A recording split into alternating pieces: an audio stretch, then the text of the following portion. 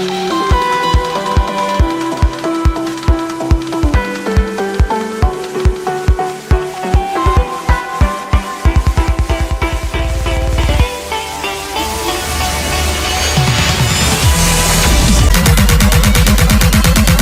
to the Baseface Network.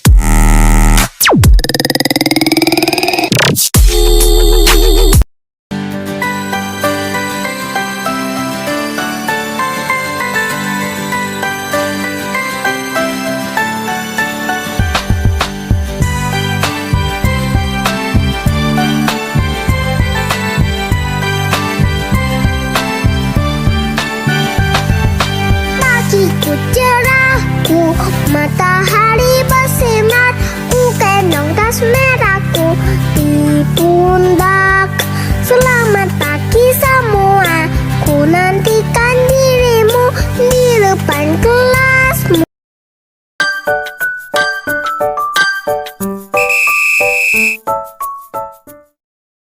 Assalamualaikum warahmatullahi wabarakatuh.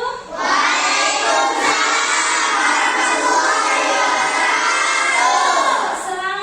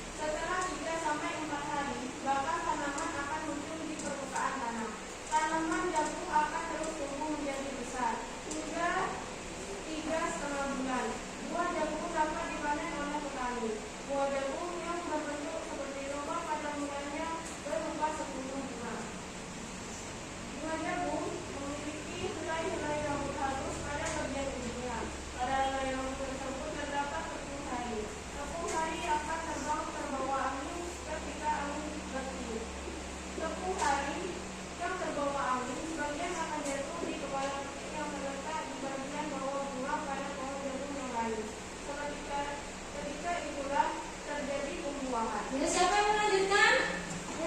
Ya, Mas Lukman.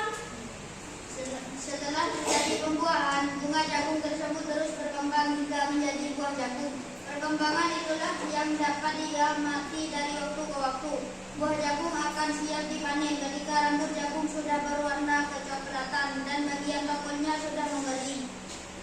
Apabila buah jagung tersebut dikupas, akan memperlihatkan biji jagung yang kekuningan. Bagian yang dimakan oleh manusia adalah biji jagung. Supaya jagung selalu tersedia sebagai bahan makanan manusia, maka petani jagung harus menanam kembali sebagian biji jagung dari hasil panen. Biji jagung yang tua dapat ditanam kembali. Dari sinilah akan dimulai lagi perkembangbiakan jagung. Nah, itu tadi bacaan bagaimana jagung berkembang biak. Terima kasih untuk Mbak Salma dan Mas Reza. Nah, dari bacaan ini kalian disuruh menemukan ide pokok. Tahu ide pokok apa ini? Udah tahu? Kalau nggak tahu yuk kita simak, kita dengarkan video pembelajaran tentang ide pokok.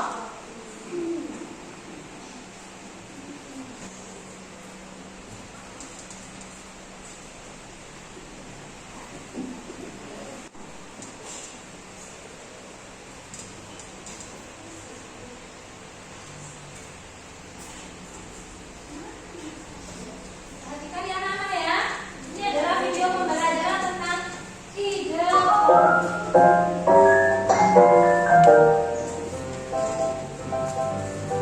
Assalamualaikum warahmatullahi wabarakatuh.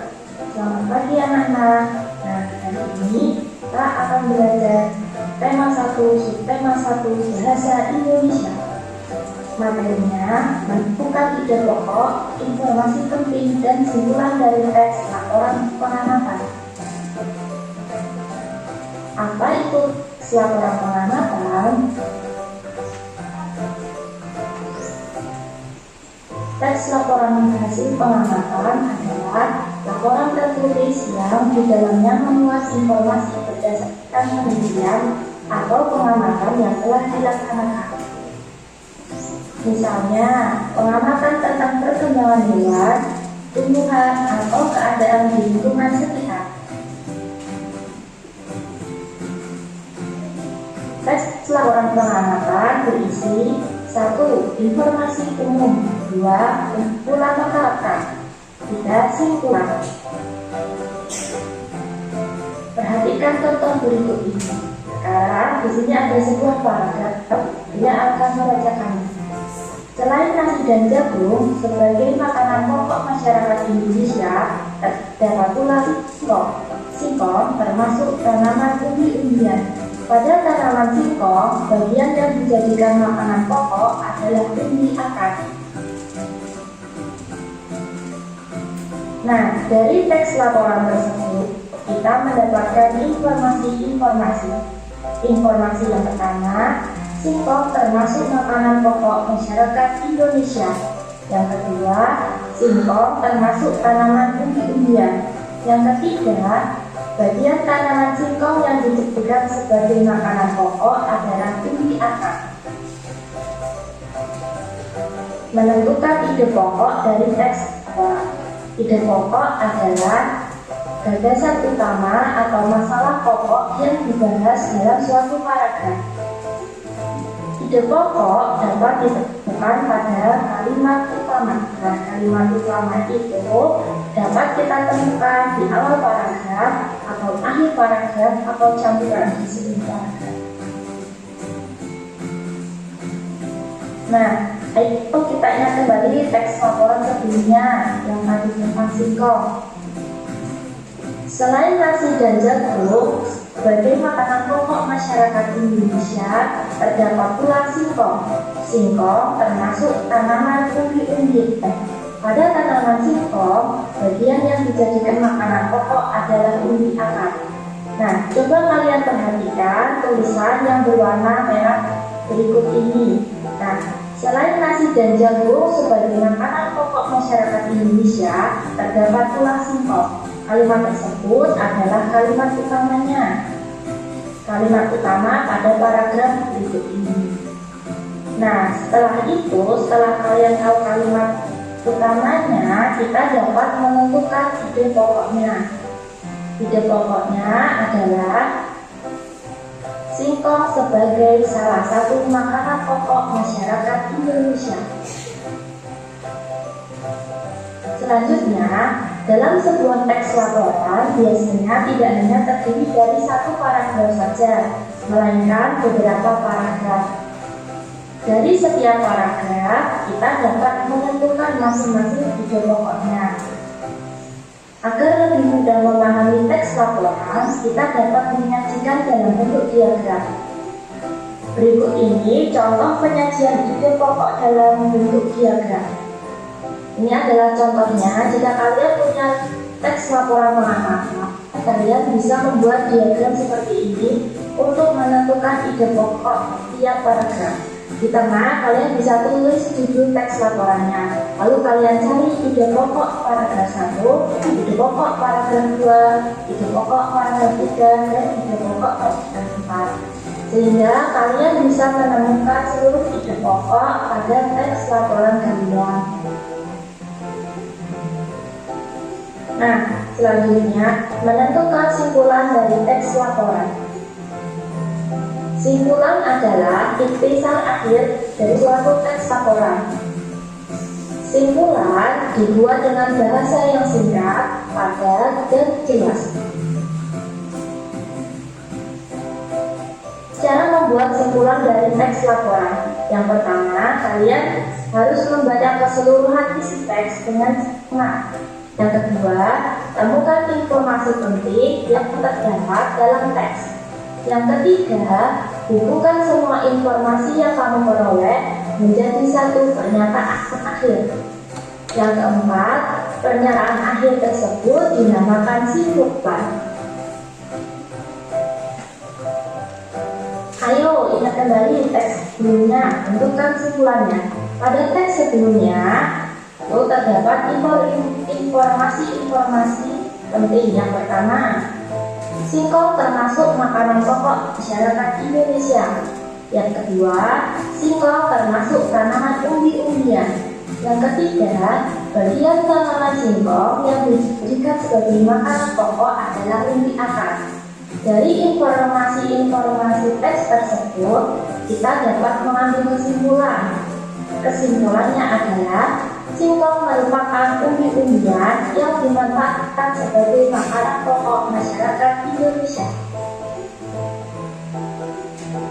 Ciri-ciri kesimpulan yang baik. Yang pertama, mudah dipahami pembaca. Yang kedua, menggunakan bahasa kita yang baik dan benar. Yang ketiga, kalimat yang tidak berbelit-belit. Yang keempat, berisi pokok pembicaraan. Dan yang kelima, berupa fakta dan jelas. Itu tadi materi hari ini. Semoga bermanfaat. Terima kasih. Wassalamualaikum warahmatullahi wabarakatuh.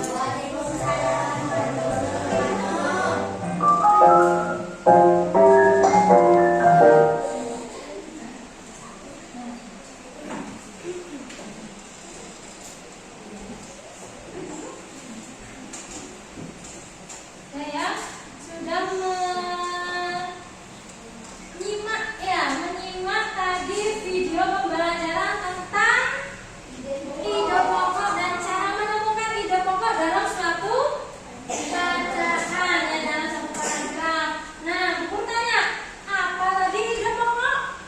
Ide pokok dari siapa yang mau jawab? Siapa yang angkat tangan? Maju. Yuk. Siapa yang mau maju? Yuk, Mas Reza. Apa itu ide pokok? Ide pokok adalah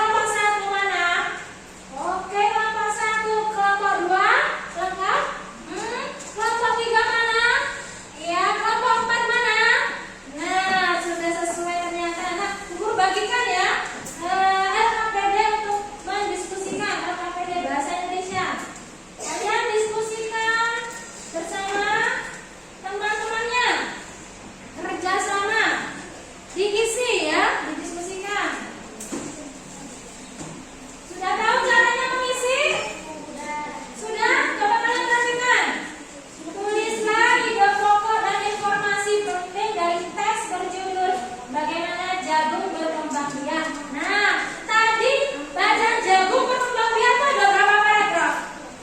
5 paragraf. Nah, di sini kamu isikan paragraf pertama tadi. Ya, sudah. Paragraf kedua. Paragraf 3, 4, 5. Dengan cara melihat bacaan tadi. Yuk, kalian didiskusikan. Didiskusikan bersama teman-temannya. Ada yang mau tanya? Ada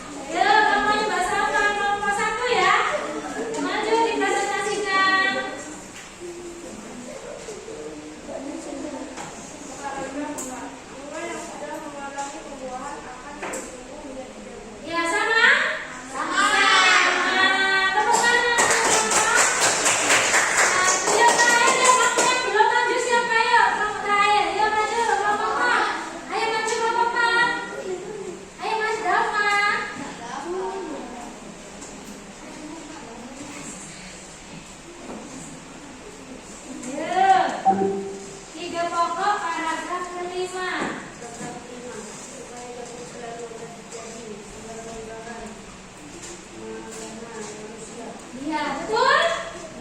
Betul, terima kasih. Tepuk tangan untuk semua kelompok. Hebat semua, pintar-pintar. Nah, ini, ya. Ide pokoknya, coba kalian cek lagi. Sudah samakah ide pokoknya? Yang salah boleh dibetulkan. Yang salah boleh dibetulkan. Sudah? Sudah. Kalau sudah, kalian kumpulkan lagi ke Bu Guru hasil kerja kelompoknya, hasil diskusi kalian. Yuk, kumpulkan ke Bu Guru. Sudah diberi nama ya? Yuk.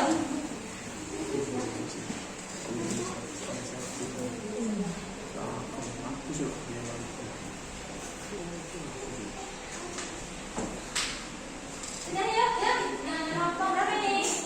Satu. Yuk, kelompok dua. Yuk. Kelompok tiga. Yuk, sini. Kelompok empat.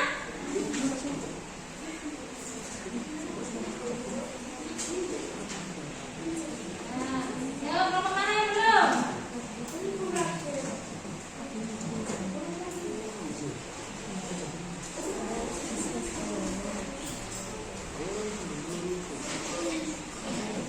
Ayo.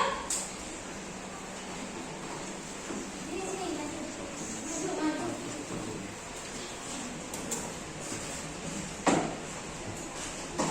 Ya, sudah semua ya, terima kasih. Yuk, duduk kembali. Masih semangat kalian? Masih semangat? Ya, masih semangat. Tepuk semangat.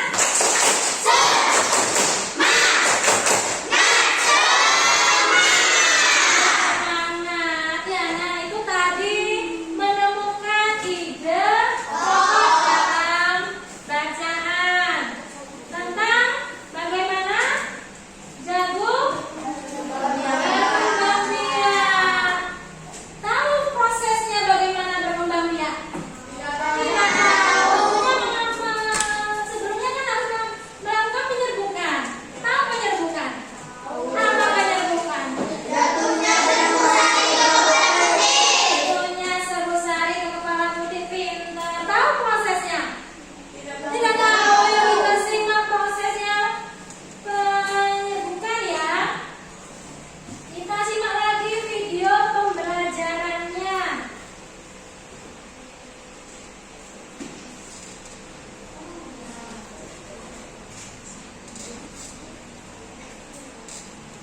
Yuk kalian perhatikan lagi. Dan semangat. Kita lihat videonya.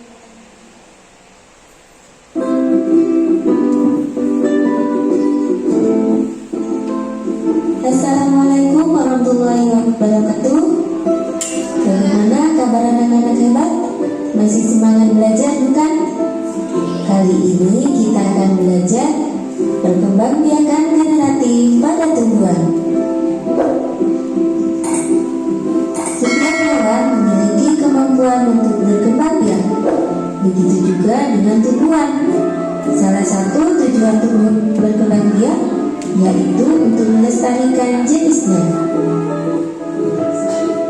Secara umum, cara perkembangbiakan tumbuhan ada dua, yaitu secara generatif melalui proses perkawinan dan secara vegetatif tanpa proses perkawinan. Perkembangbiakan generatif ditandai dengan muncul bunga. Benang sari adalah alat reproduksi jantan. Perkembangbiakan generatif atau perkembangbiakan secara kawin terjadi melalui proses penyerbukan dan pembuahan. Perkembangbiakan generatif pada tumbuhan diawali dengan penyerbukan, yaitu melekatnya atau jatuhnya serbuk sari ke kepala putih. Setelah terjadi penyerbukan, pada serbuk sari tumbuh bulu serbuk sari yang menuju ke ruang bakal biji. Kemudian Kemudian serbuk sari akan masuk ke ruang bakal biji melalui bulu serbuk sari. Di dalam ruang bakal biji terjadi pembuahan, yaitu peleburan serbuk sari sebagai sel kelamin jantan atau spermatozoid dengan kepala putih sebagai sel kelamin betina atau sel telur. Hasil dari pembuahan adalah zigot. Zigot akan berkembang menjadi lembaga. Lembaga berkembang menjadi bakal biji. Bakal biji berkembang menjadi biji dan bakal buah. Kemudian bakal buah berkembang menjadi daging buah.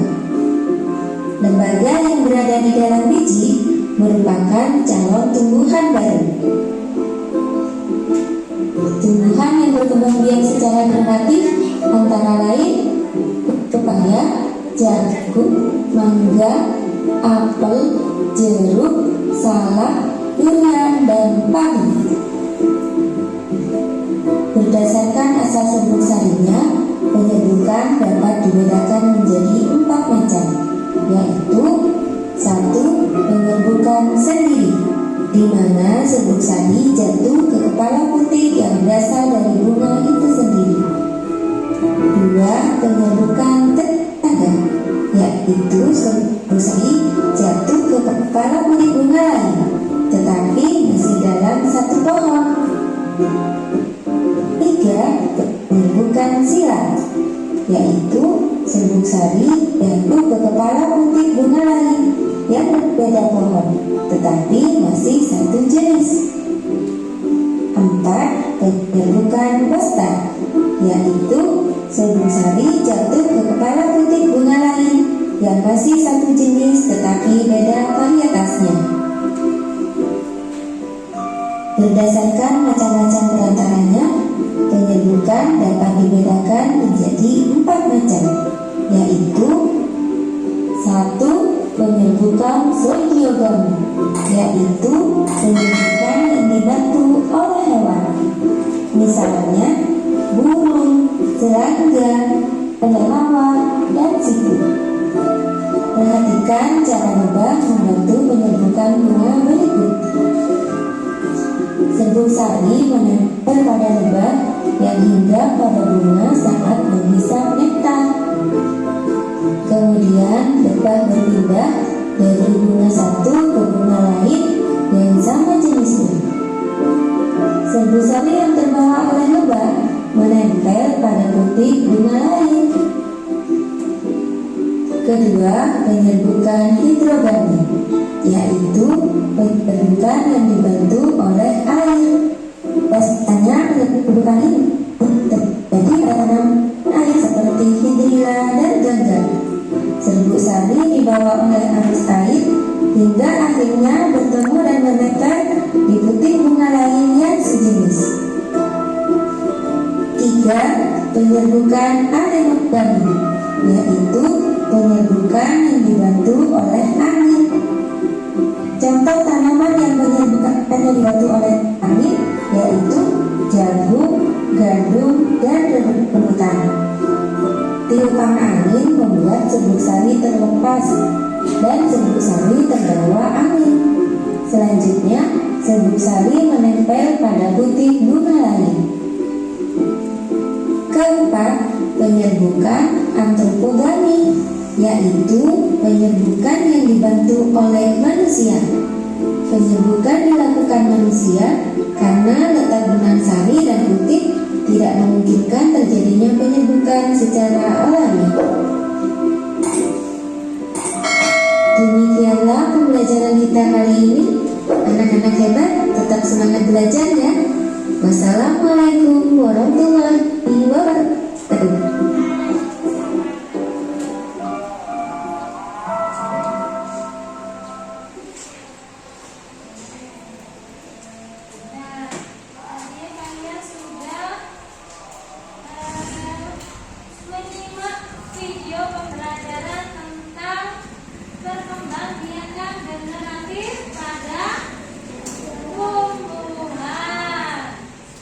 Ya, dan disitu juga ada pose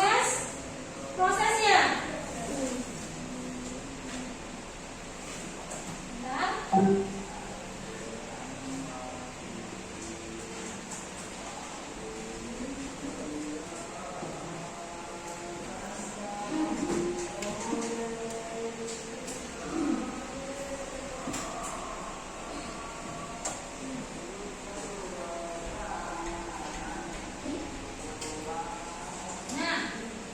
perhatikan. Nah, ini adalah proses perkembangbiakan tadi ya.